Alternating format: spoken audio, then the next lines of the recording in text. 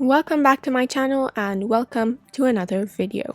In this one, I will be reviewing two ACCA books which I just recently bought for my first foundation exam, and I will be reviewing what's good in these books, what's not, what you will find here, and so on. But as well as that, I've also included some really nice and important tips on how to study effectively from these books and what you can do to make sure you get the most out of them if you ever buy them.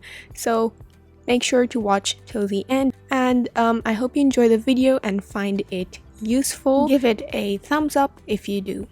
If you're wondering what ACCA is, it is basically the qualification towards which I am studying, and if you're wondering how I registered and stuff, then don't worry, watch my other video which is linked in the top right corner. So first of all, the books that I ordered are for the FA1 foundation exam, and both of them are very different. One is an exam kit and the other is a study text. I bought them from Amazon, as you can see. One of them was shipped by the book depository and the other by Amazon UK. So first of all, let's look at the study text, which is the main content book which you should study from and which I'm also studying from. It's by Kaplan Publishing UK. Kaplan offers the best study materials for ACCA. They're also approved by ACCA themselves, by the ACCA examining body, which is why I would highly recommend that you buy your books from Kaplan. You can also buy them from BPP and so on, but I think Kaplan is the best.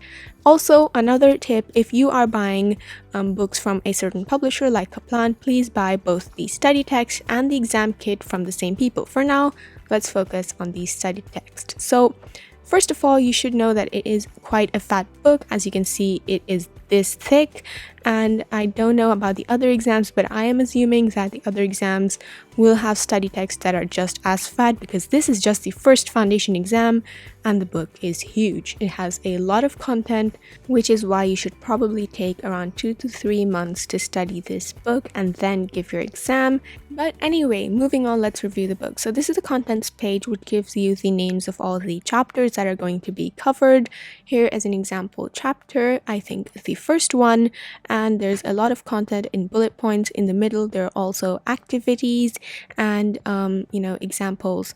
Then at the end of chapters, there are self-test questions, which could range from long answer questions to short answer questions, and these don't actually come in the exam, but they're basically for the purpose of testing yourself and seeing how well you know the content, because in the exam multiple choice questions come, which is why at the end of the chapter there's also an exam style questions section, which I'm doing over here.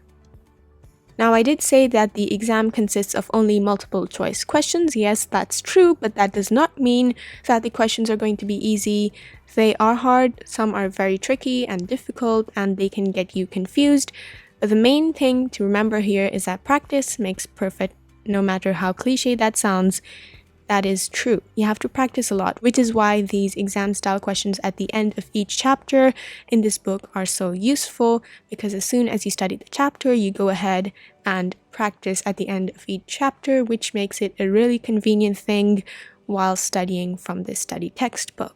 Another good thing about this study text is that it explains things in a very good way. There are lots of examples and diagrams and so on, which really make you understand stuff much better than if you're doing an online course and you can't understand the videos, etc. So this was actually the problem with me, because I am doing an online course along with self-studying from the book from a website called edX. While the course is really good, there are some parts which are difficult and only written in text without examples. So this study textbook really helped me to understand those elements and concepts better. Okay, so moving on, let's recap what is good about this study text. The main thing, the chapters are good and explanatory, and at the end of the chapter there are self-test questions and exam style questions. Oh, and in the middle of the chapter there are lots of activities to get your brain really thinking about what you've just learned. And overall, it's a very good book to buy, and I would highly recommend for anyone who's studying for ACCA to immediately buy the study text for their related exam. Okay, so secondly, we have the exam kit, which is the second book which I bought along with the study text. As you can see, here it is. It looks very similar to the study text, except inside it's not. It's by Kaplan as well. As I said previously, you should buy both the study text and the exam kit from the same publisher, in my case Kaplan. Also, another thing I forgot to mention is that these books allow you to access My Kaplan, which is an online way of accessing the same books that you bought physically. So the exam kit is quite different from the study text in the sense that it is not as fat, first of all. It's thinner, but I'm not sure if this is the same for the other exams. Next, it includes questions, just questions and questions and questions for you to practice. Now, there are two types. There are study support questions and multiple choice questions. Study support questions are the type of questions that won't actually come in the exam, but they're for the purpose of helping you understand your concepts and know what to do and how to do things, like you see over here. So the study support questions are good because for me, at least, I found that they helped me understand concepts better. So if something was there which I didn't really understand, and then I did something wrong in the question, I would go to the answers and find out I was wrong. And then, your understanding just becomes better by doing this sort of practice. So, of course, the question which I'm doing over here is quite simple, but the other questions later on become more difficult and more challenging, which is actually good. Now, moving on, there are multiple choice questions. As I said, these are the types of questions which will come in the exam, so it's equally important for you to practice these. The good thing about the exam kit is not that it has these two types of questions, not that it has, study support questions and multiple choice questions, but the fact that it includes these for every single topic or chapter. So, for example, you're weak in a certain chapter like petty cash or the cash book or double entry bookkeeping. You can just look that up in the index, to go to the page number, and do questions on that topic only, which is why the exam kit is so good. All the questions and all the answers are according to topics and chapters. And additionally, there is also a mock exam sort of thing at the end, as well as a specimen exam.